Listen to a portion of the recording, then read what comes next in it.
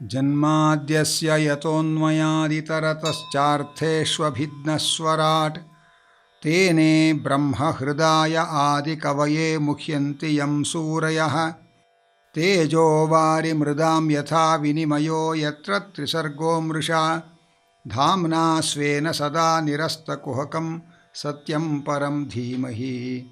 ನಾರಾಯಣಂ ನಮಸ್ಕೃತ್ಯ ನರಂ ಚೈವ ನರೋತ್ತಮಂ ದೇವೀಂ ಸರಸ್ವತಿಂ ವ್ಯಾಸಂ ತತೋ ಗ್ರಂಥಮುದೀರಯೇ.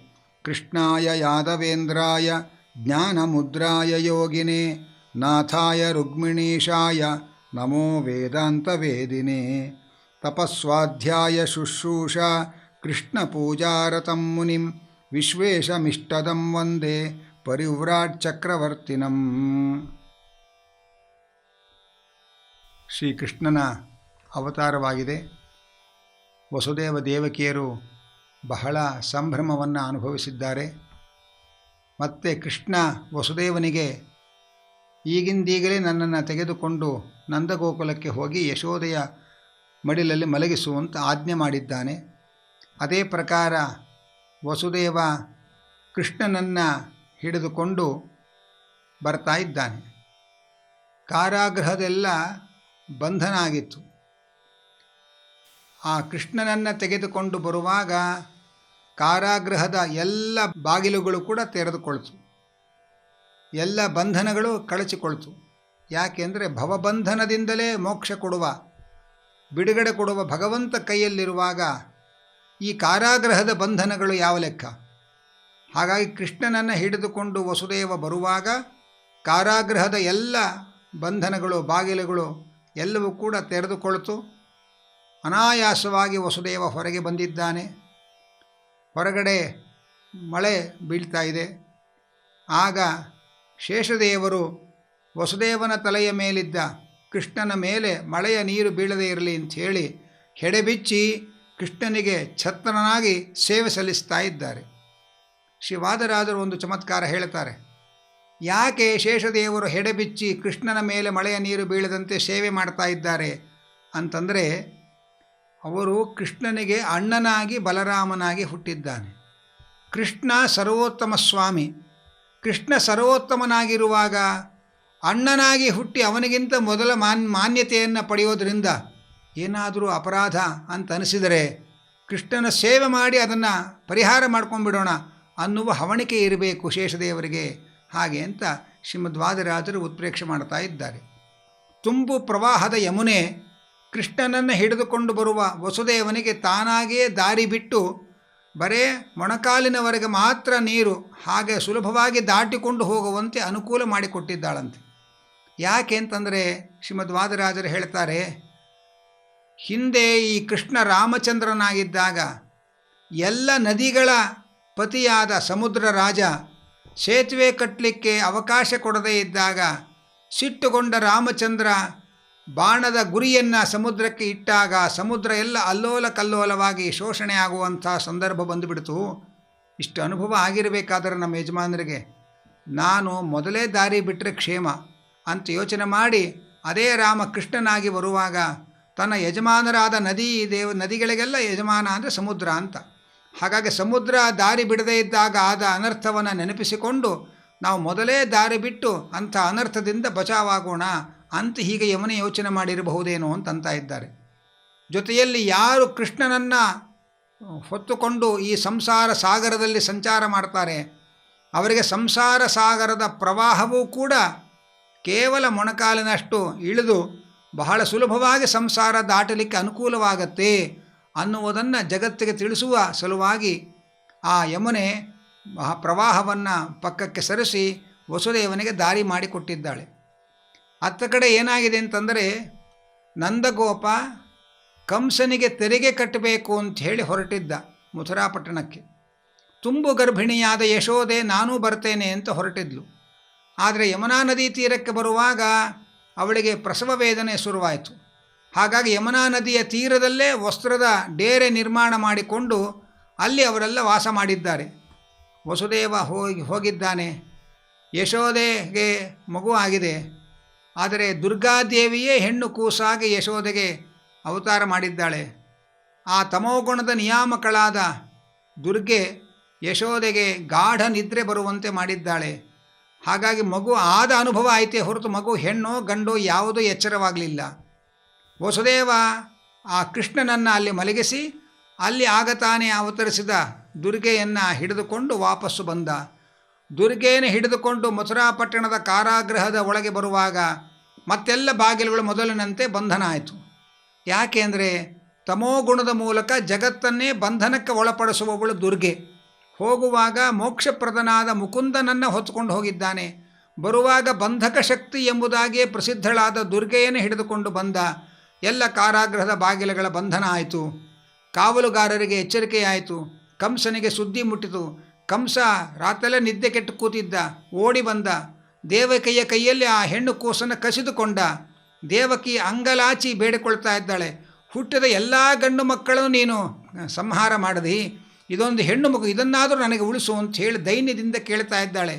ಆದರೆ ಸ್ವಾರ್ಥಿಯಾದ ನಿರ್ದಯನಾದ ಕಂಸ ಅವಳ ಆ ವೇದನೆಗೆ ತಾನು ಬೆಲೆ ಕೊಡದೆ ಅವಳ ಕೈಯಿಂದ ಆ ಹೆಣ್ಣು ಕೂಸನ್ನು ಪಡೆದುಕೊಂಡು ಎಳೆದುಕೊಂಡು ಅದನ್ನು ಕೊಲ್ಲುವ ಹುನ್ನಾರದಲ್ಲಿರುವಾಗ ಆ ದುರ್ಗೆ ಅವನ ಕೈ ಕೊಸರಿಕೊಂಡು ಆಕಾಶದಲ್ಲಿ ಅಷ್ಟಭುಜದ ಮಹಾದುರ್ಗೆಯಾಗಿ ನಿಂತು ದರ್ಶನ ಕೊಡ್ತಾ ಇದ್ದಾಳೆ. ಕೊಟ್ಟು ಹೇಳ್ತಾ ಇದ್ದಾಳೆ, ಹೇ ಮೂರ್ಖ ಕಂಸ, ನಿನ್ನನ್ನು ಕೊಲ್ಲುವ ಮೃತ್ಯು ಈಗಾಗಲೇ ಬೇರೆ ಕಡೆ ಹುಟ್ಟಿಯಾಗಿದೆ, ವ್ಯರ್ಥವಾಗಿ ನನ್ನನ್ನು ಕೊಲ್ಲುವ ಪ್ರಯತ್ನ ಯಾಕೆ ಮಾಡ್ತಾ ಇದ್ದಿ ಅಂತ ಹೇಳಿ ಆ ದುರ್ಗೆ ಆಕಾಶದಲ್ಲಿ ಅಂತರ್ಧಾನಳಾಗಿದ್ದಾಳೆ. ಅನೇಕ ಕ್ಷೇತ್ರಗಳಲ್ಲಿ ನೆಲೆಸಿ ಇಂದಿಗೂ ಪೂಜೆ ಕೈಗೊಳ್ತಾ ಇದ್ದಾಳೆ. ಅದೇ ದುರ್ಗೆ ಪುಟ್ಟ ಹೆಣ್ಣು ಮಗುವಾಗಿ ದೇವಕಿಯ ಮಡಿಲಲ್ಲಿ ಮಲಗಿದ್ದಾಳೆ. ಆ ಹೆಣ್ಣು ಮಗು ವಸುದೇವ ದೇವಕಿಯರ ಕಣ್ಣಿಗೆ ಮಾತ್ರ ಗೋಚರ ಆಗ್ತಾ ಇತ್ತೆ ಹೊರತು ಇನ್ಯಾರಿಗೂ ಆ ಹೆಣ್ಣು ಮಗು ಕಾಣ್ತಾ ಇರಲಿಲ್ಲ. ಯಾವಾಗ ದುರ್ಗೆ ನಿನ್ನ ಕೊಲ್ಲುವ ಮೃತ್ಯು ಬೇರೆ ಕಡೆಯಲ್ಲಿ ಹುಟ್ಟಿದೆ ಅಂತ ಹೇಳಿದರೋ ಆಗ ಕಂಸನಿಗೆ ತಲೆ ಕೆಡಿತು. ಕಂಸನಿಗೆ ಬಹಳ ಬೇಸರ ಆಯಿತು. ನಾನು ಅನ್ಯಾಯವಾಗಿ ನನ್ನ ತಂಗಿಯ ಮಕ್ಕಳನ್ನೆಲ್ಲ ಕೊಂದು ಹಾಕಿದೆ, ಆದರೂ ನನ್ನ ಮೃತ್ಯು ನನ್ನ ಕಣ್ಣು ತಪ್ಪಿಸಿ ಕೈ ತಪ್ಪಿಸಿ ಎಲ್ಲೋ ಹೊರಟೋಗಿದೆ ಅಂತ ಹೇಳಿ ತುಂಬ ಚಿಂತಾಕ್ರಾಂತನಾದ. ತಾನು ವಸುದೇವ ದೇವಿಕೆಯರ ಕಾಲು ಹಿಡಿದು ಗೊಳೋ ಅಂತ ಅಳ್ತಾ ಇದ್ದಾನಂತೆ. ಅನ್ಯಾಯವಾಗಿ ನಿಮ್ಮ ಮಕ್ಕಳನ್ನೆಲ್ಲ ಕೊಂದೆ, ನನ್ನನ್ನು ದಯವಿಟ್ಟು ಕ್ಷಮಿಸಿರಿ. ದೇವತೆಗಳು ಹೀಗೆ ಸುಳ್ಳು ಹೇಳ್ತಾರೆ ಅಂತ ಗೊತ್ತಿರಲಿಲ್ಲ. ದೇವಕಿಯಲ್ಲಿ ಹುಟ್ಟುವ 8ನೇ ಮಗು ನಿನಗೆ ಮೃತ್ಯು ಅಂತ ದೇವತೆಗಳು ಅಶರೀರವಾಣಿಯ ಮೂಲಕ ತಿಳಿಸಿದರು. ಇಲ್ಲಿ ನೋಡಿದರೆ ದೇವಕಿಗೆ 8ನೇ ಮಗು ಹೆಣ್ಣಾಗಿದೆ. ಆ ಹೆಣ್ಣು ಕೂಸು ನಿನ್ನ ಮೃತ್ಯು ಬೇರೆ ಕಡೆಯಲ್ಲಿದೆ ಅಂತ ಹೇಳ್ತಾ ಇದೆ. ದೇವತೆಗಳು ನನ್ನ ಪಾಲಿಗೆ ಸುಳ್ಳು ಹೇಳಿ ಮೋಸ ಮಾಡಿಬಿಟ್ರು, ಅನ್ಯಾಯವಾಗಿ ನಿನ್ನ ಮಕ್ಕಳನ್ನೆಲ್ಲ ಕೊಂದೆ ಹಾಗೆ ಅಂತ ಹೇಳ್ದ. ಹೇಳಿ ಕೊಲ್ಲಲಿಕ್ಕೆ ನಾನು ಯಾರು, ಸಾಯಲಿಕ್ಕೆ ಅವರು ಯಾರು ಹಾಗೆ ಅಂತ ವೇದಾಂತದ ಮಾತುಗಳು ಹೇಳ್ದ. ಮನುಷ್ಯ ತನ್ನ ಆರ್ಭಟ ಎಲ್ಲ ವ್ಯರ್ಥ ಆದಮೇಲೇ ವೇದಾಂತದ ದಾರಿಗೆ ಬರೋದು. ಹಾಗೆ ಕಂಸ ವೇದಾಂತದ ಮಾತುಗಳನ್ನು ಹೇಳ್ದ. ಯಾಕೆಂದರೆ ಒಳಗಡೆ ಭೃಗು ಋಷಿಗಳ ಆವೇಶ ಇದೆ.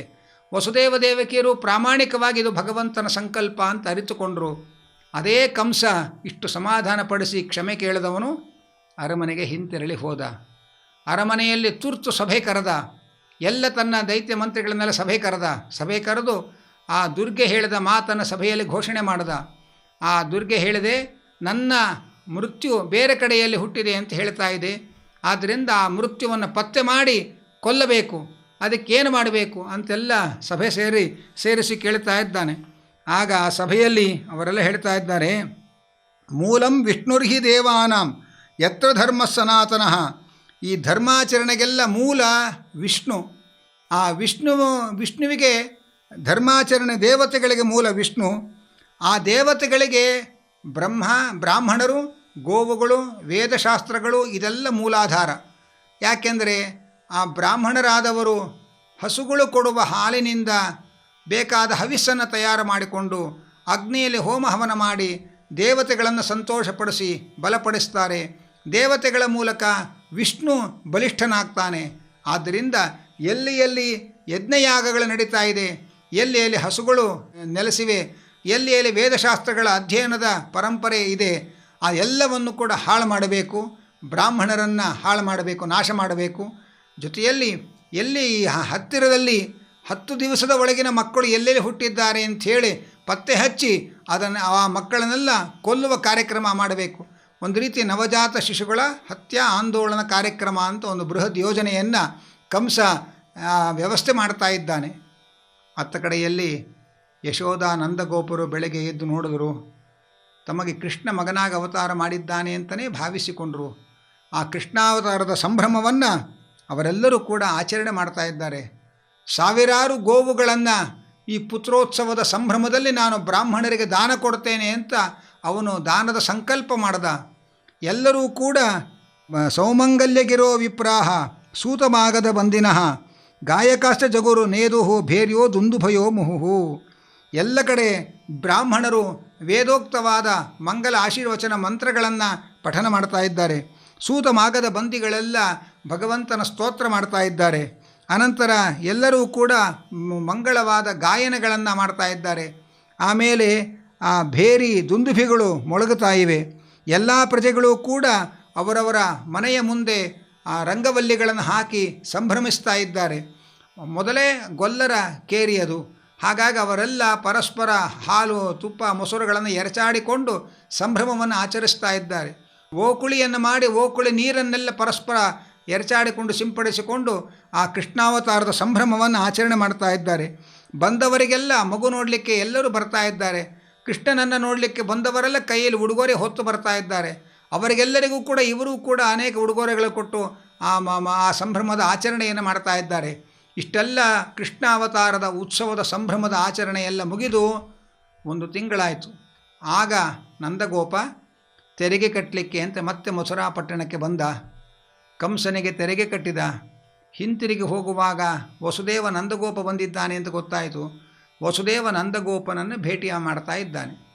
ಈ ವಸುದೇವ ನಂದಗೋಪರ ಸಮಾಗಮದಲ್ಲಿ ಅವರಿಬ್ಬರ ಮಾತುಕತೆ ಏನಾಯಿತು ಅನ್ನೋದು ಬಹಳ ಮುಖ್ಯವಾದ ಸಂಗತಿ. ಯಾಕೆ ಅಂತಂದರೆ ವಸುದೇವ ಒಂದು ರೀತಿಯಿಂದ ಮಕ್ಕಳನ್ನೆಲ್ಲ ಕಳ್ಕೊಂಡವನು ಅಂತ ಹೊರನೋಟಕ್ಕೆ. ನಂದಗೋಪನಿಗೆ ಈಗ ತಾನೇ ಒಂದು ಗಂಡು ಮಗು ಆಗಿದೆ ಅಂತ ಸಂಭ್ರಮ. ಇಂಥ ಇವರಿಬ್ಬರು ಕೂಡ ಒಟ್ಟಿಗೆ ಸೇರಿದಾಗ ನಂದಗೋಪ ವಸುದೇವನಿಗೆ ಹೇಳ್ತಾನೆ, ವಸುದೇವ, ನಿನ್ನ ಎಲ್ಲ ಮಕ್ಕಳನ್ನು ಕಂಸ ಕೊಂದ ಅಂತ ವರ್ತಮಾನ ಕೇಳಿ ಬಹಳ ದುಃಖ ಆಯಿತು ನಮಗೆ. ಒಂದು ಹೆಣ್ಣು ಮಗು ಆಯ್ತಂತೆ, ಅದು ಆಕಾಶದಲ್ಲಿ ಹಾರಿ ಕಣ್ಮರೆಯಾಯ್ತಂತೆ, ಬಹಳ ಬೇಸರ ಆಯಿತು ಅಂತ ನಂದಗೋಪ ತನಗೆ ಗಂಡು ಮಗು ಆಯಿತು ಅನ್ನೋ ಸಂತೋಷವನ್ನು ವಸುದೇವನ ಜೊತೆಯಲ್ಲಿ ಹಂಚಿಕೊಳ್ಳಿಲ್ಲ. ವಸುದೇವನ ದುಃಖವನ್ನು ತಾನು ಹಂಚಿಕೊಂಡು ಮಾತಾಡ್ತಾ ಇದ್ದಾನೆ. ವಸುದೇವ ಹೇಳ್ದ, ನನ್ನ ವಿಚಾರ ಬಿಡು, ನಿನಗಾದರೂ ಇಳಿ ವಯಸ್ಸಿನ ಅಂಚಿನಲ್ಲಿ ಬರುವಾಗ ಒಂದು ಗಂಡು ಮಗು ಆಯ್ತಲ್ಲ, ನನಗೆ ಅದೇ ಪರಮ ಸಂತೋಷ ಅಂಥೇಳಿ ನಂದಗೋಪನ ಸಂತೋಷವನ್ನು ವಸುದೇವ ಹಂಚಿಕೊಂಡ, ವಸುದೇವನ ದುಃಖವನ್ನು ನಂದಗೋಪ ಹಂಚಿಕೊಂಡ. ಇದು ಒಬ್ಬರು ದುಃಖದಲ್ಲಿ ಒಬ್ಬರು ಸುಖದಲ್ಲಿ ಇರುವವರು ಪರಸ್ಪರ ಭೇಟಿಯಾದಾಗ ಅವರ ವರ್ತನೆಗಳು ಹೇಗಿರಬೇಕು ಅನ್ನುವುದನ್ನು ನಮಗೆ ಮಾನವೀಯತೆಯನ್ನು ಕಲಿಸಿಕೊಡುತ್ತೆ. ಒಬ್ಬ ಫಸ್ಟ್ ಕ್ಲಾಸ್ ರ್ಯಾಂಕಲ್ಲಿ ಪಾಸಾಗಿರೋನು, ಮತ್ತೊಬ್ಬ ಫೈಲ್ ಆಗಿರೋನು, ಇಬ್ಬರು ಒಳ್ಳೆಯ ಮಿತ್ರರು. ಆ ಇಬ್ಬರು ಮಿತ್ರರು ಸೇರಿದಾಗ ಆ ಪಾಸಾದವನು ಫೈಲಾದವನ ದುಃಖವನ್ನು ಹಂಚಿಕೊಳ್ಳಬೇಕು, ಫೈಲಾದವನು ಪಾಸಾದವನ ಆನಂದವನ್ನು ಹಂಚಿಕೊಳ್ಳಬೇಕು.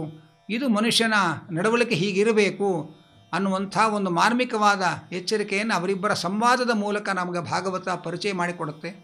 ಅನಂತರ ನಂದಗೋಪನಿಗೆ ವಸುದೇವ ಹೇಳಿದ, ಏನೇನೋ ಅಪಶಕನಗಳು ಆಗ್ತಾ ಇದೆ, ಮನೆ ಒಳಗೆ ಎಳೆ ಮಗು ಇದೆ, ಬೇಗ ಹೋಗಿ ಮನೆ ಸೇರ್ಕೋ ಅಂತ ಹೇಳಿ ನಂದಗೋಪನನ್ನು ಎಚ್ಚರಿಸಿ ವಸುದೇವ ಕಳುಹಿಸಿಕೊಟ್ಟ. ಅತ್ತ ಕಡೆ ಕಂಸನಿಂದ ಪ್ರೇಷಿತಳಾದ ಪೂತನೆ ಗೋಕುಲಕ್ಕೆ ಪ್ರವೇಶ ಮಾಡಿದ್ದಾಳೆ. ಆ ಪೂತನೆ ಬಹಳ ಸುಂದರವಾದ ಸ್ತ್ರೀ ರೂಪವನ್ನು ತೊಟ್ಟು ಬಂದಿದ್ದಾಳಂತೆ. ಬಹಳ ಸುಂದರವಾದ ರೂಪ ಯೌವನ ಭರಿತಳಾಗಿ ಬಂದಿದ್ದಾಳೆ. ಅವಳು ವಯ್ಯಾರದಿಂದ ಕೈಯಲ್ಲಿ ತಾವರೆಯನ್ನು ತಿರುಗಿಸ್ತಾ ಬೀದಿಯಲ್ಲಿ ಬರ್ತಾ ಇದ್ದರೆ ಮುಗ್ಧ ಗೊಲ್ಲರು ನಮ್ಮ ಊರಿನಲ್ಲಿ ಅವತಾರ ಮಾಡಿರುವ ಕೃಷ್ಣನನ್ನು ನೋಡಲಿಕ್ಕೆ ಲಕ್ಷ್ಮಿ ಬರ್ತಾ ಇದ್ದಾಳೇನೋ ಅಂತ ಮುಗ್ಧ ಗೊಲ್ಲರು ಭಾವಿಸಿಕೊಂಡ್ರಂತೆ. ಹಾಗೆ ವಯ್ಯಾರದಿಂದ ಸುಂದರ ರೂಪದ ಹೆಣ್ಣಾಗಿ ಬಂದು ಪೂತನೆ ಆ ಯಶೋದೆಯ ಕೈಯಿಂದ ಕೃಷ್ಣನನ್ನು ಪಡೆದಿದ್ದಾಳೆ. ಪಡೆದು ಆ ಯಶೋದೆಯ ಮಗುವನ್ನು ತೊಡೆಯ ಮೇಲೆ ಮಲಗಿಸಿಕೊಂಡಿದ್ದಾಳೆ ಪೂತನೆ.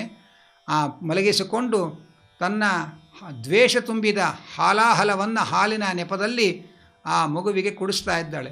ವಿಷಲಿಪ್ತವಾದ ಸ್ತನ್ಯವನ್ನು ಕೃಷ್ಣನಿಗೆ ಪಾನ ಮಾಡಿಸ್ತಾ ಇದ್ದಾಳೆ. ಆದರೆ ಕೃಷ್ಣ ಎಲ್ಲರ ಹಾಗೆ ಏನೂ ಅರಿಯದ ಮುಗ್ಧ ಮಗು ಅಲ್ಲ, ಸಾಕ್ಷಾತ್ ಭಗವಂತ. ಅವನು ಪೂತನೆಯ ಉದ್ದೇಶ ಏನು, ಅವಳ ಮೂಲ ರೂಪ ಏನು ಎಲ್ಲವೂ ಗೊತ್ತಿದೆ. ಹಾಗಾಗಿ ಆ ಕೃಷ್ಣ ಅವಳ ಹಾಲಾಹಲವನ್ನು ಅವಳ ಪ್ರಾಣವನ್ನು ಹೀರಿ ಅವನು ಹೀರೋ ಆದ, ಇವಳು ಜೀರೋ ಆದಳು. ಸುಂದರ ರೂಪದಿಂದ ಬಂದ ಪೂತನೆ ಸಾಯುವಾಗ 3 ಯೋಜನ ವಿಸ್ತಾರವಾದ ದೈತ್ಯ ಗಾತ್ರದಲ್ಲಿ ಬಿದ್ದಿದ್ದಾಳೆ. ಭಯಂಕರವಾದ ಗುಡ್ಡದ ಹಾಗಿರುವ ಅವಳ ಹೊಟ್ಟೆ ಪರ್ವತದ ಗುಹೆಯಂತೆ ಇರುವ ಅವಳ ಮೂಗಿನ ಹೊರಳೆಗಳು ಇಂಥ ಭಯಂಕರವಾದ ಗಾತ್ರದಿಂದ ಕೆಳಗೆ ಬಿದ್ದಿದ್ದಾಳೆ. ಕೃಷ್ಣ ಅವಳ ಎದೆಯ ಮೇಲಿದ್ದ. ಗೋಪಿಯರು ಬಂದು ಕೃಷ್ಣನನ್ನು ನೋಡಿದರು.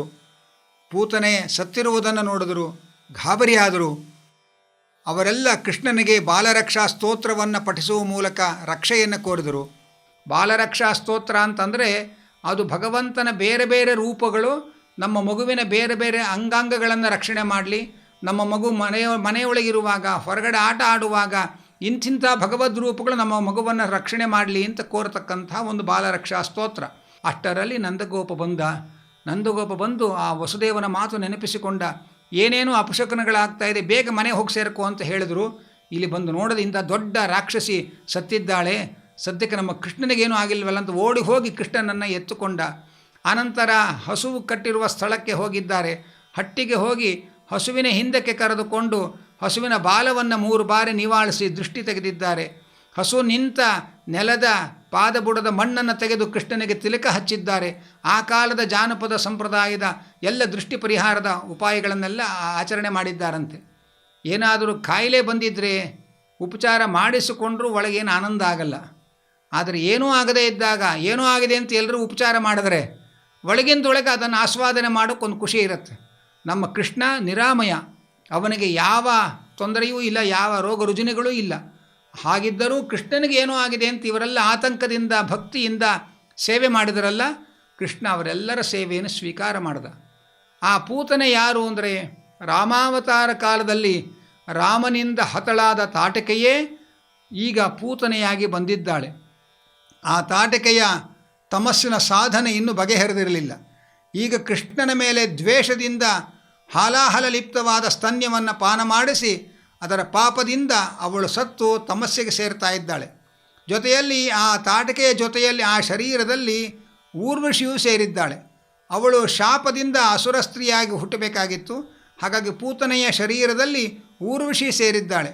ಆ ಊರ್ವಶಿ ಭಕ್ತಿಯಿಂದ ಕೃಷ್ಣನನ್ನು ಸ್ಮರಣೆ ಮಾಡಿ, ಕೃಷ್ಣನ ಸ್ಪರ್ಶ ಮಾಡಿ ಅದರ ಪ್ರಭಾವದಿಂದ ತನ್ನ ಶಾಪವನ್ನು ಕಳೆದುಕೊಂಡು ಅವಳು ತನ್ನ ಲೋಕಕ್ಕೆ ಸೇರಿದ್ದಾಳೆ. ಹೀಗೆ ಪರಮಾತ್ಮ ಪೂತನಾ ಸಂಹಾರಕನಾಗಿ ಲೋಕ ಕಲ್ಯಾಣವನ್ನು ಉಂಟು ಮಾಡಿದ್ದಾನೆ ಎಂಬ ಅಂಶವನ್ನು ಗಮನಿಸಬೇಕು. ಪರಮಪೂಜ್ಯ ಪೇಜಾವರ ಶ್ರೀಪಾದಂಗಳವರು ಈ ಭಾಗವತದ ಕಥೆಯನ್ನು ಹೇಳುವಾಗ ಒಂದು ಮಾತು ಹೇಳೋರು.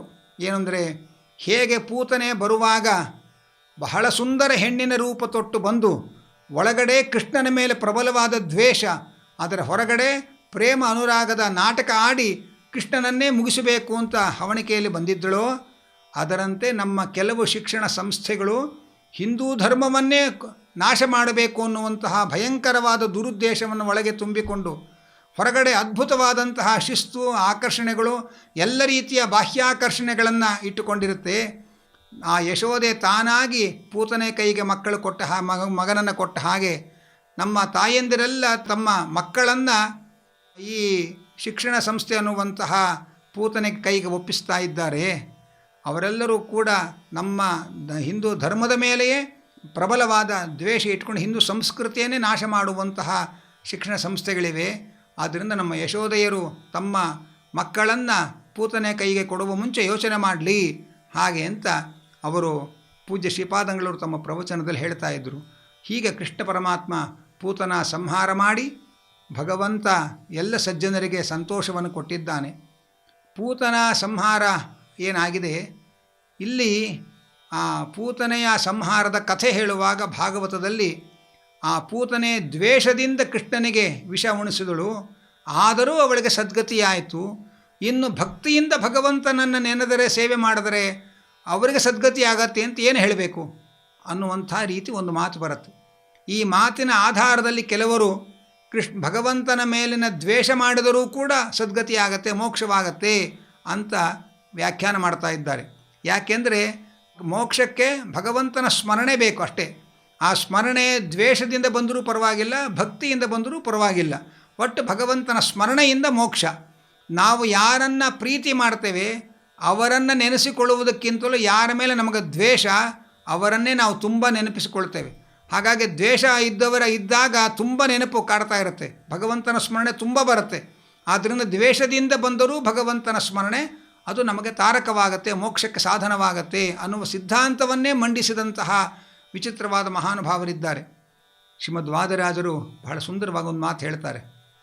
ದ್ವೇಷದಿಂದ ಮಾಡುವ ಸ್ಮರಣೆ ಎಂದೂ ತಾರಕವಾಗಲ್ಲ. ಭಕ್ತಿಪೂರ್ವಕವಾಗಿ ಮಾಡುವ ಭಗವಂತನ ಸೇವೆಯೇ ನಮಗೆ, ಅವನ ಸ್ಮರಣೆಯೇ ಮೋಕ್ಷಕ್ಕೆ ಸಾಧನ. ಇದು ಶಾಸ್ತ್ರದ ನಿರ್ಣಯ. ದ್ವೇಷದಿಂದ ಸ್ಮರಣೆ ಮಾಡಿದ್ರೂ ಸಾಕು, ಅದರಿಂದಲೂ ಸದ್ಗತಿಯಾಗತ್ತೆ ಅಂತ ಹೇಳಿದ್ರೆ ಇದು ಹೇಗಾಯಿತು ಅಂತಂದರೆ, ಒಂದು ಹುಲಿ ತಿನ್ನಬೇಕು ಅಂತ ಹಸುವಿನ ಬೆನ್ನ ಮೇಲೆ ಎರಗಿ ಬಿದ್ದಿದೆ. ಆಗ ಆ ಹಸು ಅಂತೂ ಹುಲಿರಾಯ ದ್ವೇಷದಿಂದಲಾದರೂ ನನ್ನನ್ನು ಅಪ್ಪಿಕೊಳ್ತಾ ಇದ್ದಾನಲ್ಲ, ಇದೇ ಪರಮಾನಂದ ಅಂತ ಚಿಂತಿಸ್ಲಿಕ್ಕೆ ಸಾಧ್ಯವೇ ಎಲ್ಲಾದರೂ. ಆಲಿಂಗನ, ದ್ವೇಷದ ಆಲಿಂಗನ ಎಂದೂ ಆನಂದವನ್ನು ಕೊಡಲ್ಲ. ಪ್ರೇಮದ ಆಲಿಂಗನ ಒಂದೇ ಆನಂದ ಕೊಡೋದು. ದ್ವೇಷದಿಂದ ಸ್ಮರಣೆ ಮಾಡಿದ್ರೂ ಮೋಕ್ಷದ ಆನಂದ ಸಿಗತ್ತೆ ಅಂತ ಹೇಳಿದರೆ, ಆ ಹುಲಿರಾಯ ತಿನ್ನಬೇಕು ಅಂತ ಹಿಂಸೆ ಮಾಡಲಿಕ್ಕೆ ಅಂತ ಮೈ ಮೇಲೆ ಎರಗಿ ಬಿದ್ದಾಗ ಆ ಹಸು ದ್ವೇಷದಿಂದಲಾದರೂ ಹುಲಿರಾಯ ನನ್ನನ್ನು ಆಲಿಂಗನ ಮಾಡಿಕೊಳ್ತಾ ಇದ್ದಾನೆ, ಎಂಥ ಆನಂದ ಅಂತ ಅನ್ಸೋಕ್ಕೆ ಸಾಧ್ಯವೇ ಎಲ್ಲಾದರೂ. ಹಾಗೆ ದ್ವೇಷದಿಂದ ಎಂದೂ ಕೂಡ ಮೋಕ್ಷದ ಆನಂದ ಸಿಗಲಿಕ್ಕೆ ಸಾಧ್ಯ ಇಲ್ಲ. ಪೂತನೆಯಲ್ಲಿ ತಾಟಕ್ಕೆ ದ್ವೇಷ ಮಾಡಿ ತಮಸ್ಸಿಗೆ ಹೋಗಿದ್ದಾಳೆ, ಅವಳಿಗೆ ಮೋಕ್ಷ ಸಿಕ್ಕಿಲ್ಲ. ಆದರೆ ಊರ್ವಶಿ ಭಗವಂತನ ಭಕ್ತಳು, ಪೂತನೆಯ ದೇಹದಲ್ಲಿದ್ದವಳು, ಅವಳು ಭಕ್ತಿಯಿಂದ ಕೃಷ್ಣನ ಸ್ಪರ್ಶ ಮಾಡಿ ಅದರ ಫಲವಾಗಿ ಅವಳು ಸದ್ಗತಿಯನ್ನೇ ಹೊಂದಿದ್ದಾಳೆ. ಇದು ಅಲ್ಲಿರತಕ್ಕಂಥ ಸೂಕ್ಷ್ಮವಾದ ರಹಸ್ಯ ಅನ್ನುವುದನ್ನು ಶಾಸ್ತ್ರಗಳು ನಮಗೆ ತಿಳಿಸಿಕೊಡ್ತಾ ಇದೆ ಎಂಬುಲಿಗೆ ಇವತ್ತಿನ ಪ್ರವಚನವನ್ನು ಮಧ್ವಾಂತರ್ಗತ ಗೋಪಾಲಕೃಷ್ಣ ದೇವರಿಗೆ ಅರ್ಪಣೆ ಮಾಡ್ತಾ ಇದ್ದೇನೆ. ಕೃಷ್ಣಾರ್ಪಣಮಸ್ತು. ಈ ಸಂಚಿಕೆಯ ಸೇವಾಕರ್ತರು ಶ್ರೀ ಗುರುರಾಜನ್ ಅವರ ಸ್ಮರಣಾರ್ಥವಾಗಿ ಪ್ರತಿಭಾ ಮುಕುಂದ ಹಾಗೂ ಮುಕುಂದ ರಾಘವ ಇವರು ಈ ಸೇವೆಯನ್ನು ಸಲ್ಲಿಸಿದ್ದಾರೆ. ಅವರಿಗೆ ಭಗವಂತ ಉತ್ತರೋತ್ತರ ಶ್ರೇಯಸ್ಸನ್ನು ಉಂಟು ಮಾಡಲಿ. ಶ್ರೀ ಗುರುರಾಜನ್ ಅವರಿಗೂ ಕೂಡ ಉತ್ತಮ ಲೋಕವನ್ನು ಕೊಡಲಿ, ಕುಟುಂಬದವರಿಗೆ ಉತ್ತಮ ಸೌಖ್ಯವನ್ನು ಕೊಡಲಿ, ಇನ್ನಷ್ಟು ಭಗವಂತನ ಸೇವೆ ಮಾಡುವ ಅವಕಾಶ ಕೊಡಲಿ ಅಂತ ಪ್ರಾರ್ಥನೆ ಮಾಡ್ತಾ ಈ ಸಂಚಿಕೆಯನ್ನು ಭಗವಂತನಲ್ಲಿ ಅರ್ಪಣೆ ಮಾಡ್ತಾ ಇದ್ದೇನೆ.